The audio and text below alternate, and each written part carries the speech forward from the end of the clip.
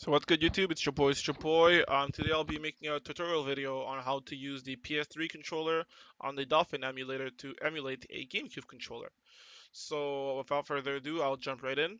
So for this video, I'll be using the DS3 tool provided by MotionJoy, and I'll have all the links required in the description so you don't have to go doing a bunch of mad Google searches and ending up getting internet aids, because those suck. So once you download this, it should bring you to another page, and then the download will start automatically. And you should get a zip file, unzip that bitch, and you should get a .exe.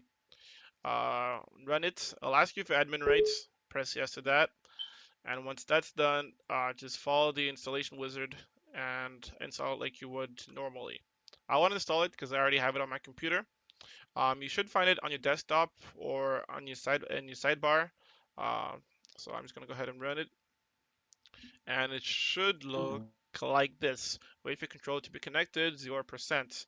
That's because the computer does not recognize the PS3 controller yet because the drivers are not installed. So what you'll actually have to do is go to Driver Manager, and once again it'll ask you for admin rights. Press yes, and then you'll have to press, like, it'll pop it up again. It should be at the bottom bar over here if it doesn't come back up, and then press Driver Manager again, and it shouldn't ask you for anything. So you should see the device. You should see, like, I only have one device over here. Some people might have several. If you do have several, you'll probably have to do trial and error until you get it right. So what I'll actually do is to select my device, load drivers, and if you have not installed the S3 tool on your computer before, you should see like a pop-up saying, do you want to install these drivers or something along those lines? Press yes. On some computers, you might need to restart the computer. I'm not 100% sure. I didn't really need to do it myself, but I've heard of people who had to do so. So the drivers are installed, completed. If you get any errors and you have several devices over here, you might want to pick another one and give it another go to see if it'll work. So that's done. I'm just going to go ahead and go to Profiles. And I actually like to pick the PlayStation 2 for PCSX2 with pressure sensitivity, mainly because when I use the PlayStation 3 over here, the X default PlayStation 3, I found that the motion sensors in the PS3 controller actually fuck with my C-stick. So sometimes I'll move the controller and it'll activate C-stick functions while I did not even move the C-sticks. So that's why I use PlayStation 2 with pressure sensitivity, mainly because it also keeps that pressure sensitivity on the controller. So that's a pretty dope feature to have. And once that's done, press this, press enable. I like to do a little vibrating test. If the controller does vibrate, everything should be fine. So now let's jump right into Dolphin. So just open Dolphin right up.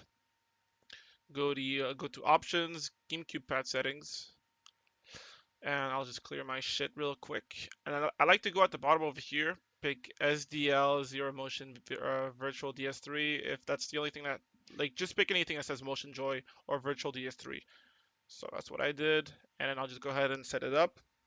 Um, the characters over here are the characters that will appear on the GameCube controller and associate them to whatever you want on your PS3 controller.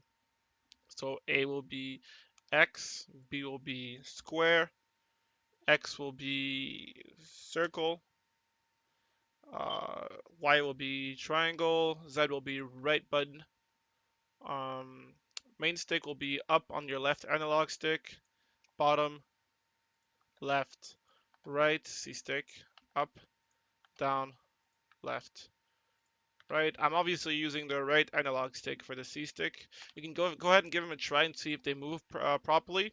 If they do, then you set it up right. If not, you might just want to go through with these again and try to get it just right.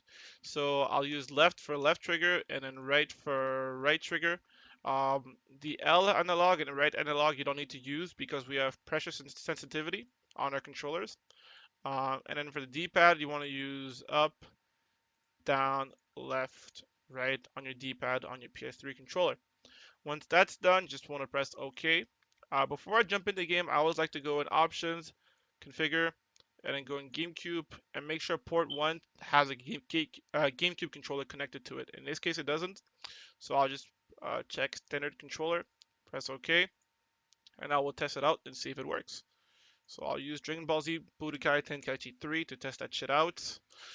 and see if my controller is working perfectly.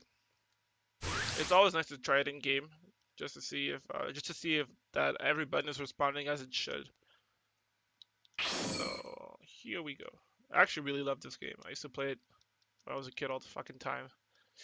No, I used to live in kind of a ghetto neighborhood, so like the one kid had the Wii, with all like 20, 30 kids in some kid's basement, and we played this game. It was nice. So I'll just pick duo. Make this shit simple. This is a serious time to battle. So far the control is working pretty well.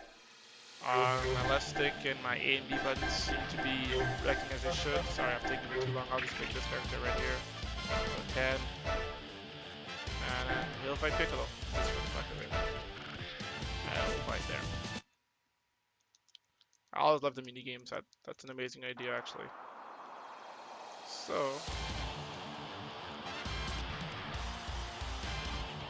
I can't skip this for some reason. All right, here it goes. Alright, here we go. Come on, let's see what you got.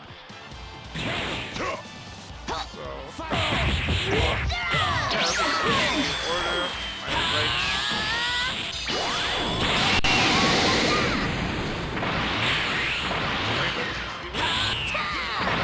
So that's the end of my tutorial, and I'll probably keep playing the game I'm already playing.